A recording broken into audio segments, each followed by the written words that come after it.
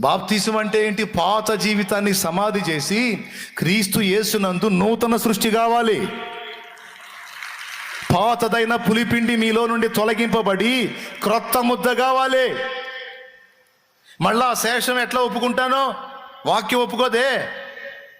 మారు మనసుకు తగిన ఫలం ఉండాలి.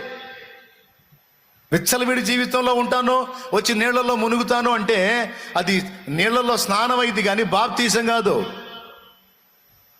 బాప్తీసం అంటే మారు మనసు పొంది తన పాపములు ఒప్పుకొని వాటిని విసర్జించి నూతన సృష్టిగా క్రొత్తగా జన్మించడానికి తీసుకునేది బాప్తిస్మం. అలా తీసుకున్నప్పుడు ఆ వ్యక్తిలోకి పరిశుద్ధాత్మ ప్రవేశిస్తాడు.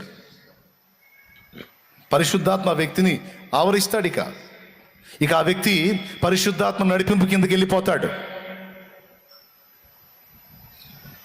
అదొక సుందరమైన అనుభవం, సుందరమైన జీవితం. అది ఒక పరిమళంతో కూడిన జీవితం, పరవశంతో కూడిన జీవితం, అది ఆనందకరమైన జీవితం. అది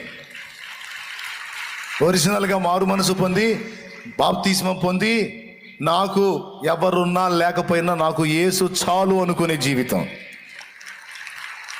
నాకు యేసు చాలు అనుకునే జీవితం అది ఒరిజినల్.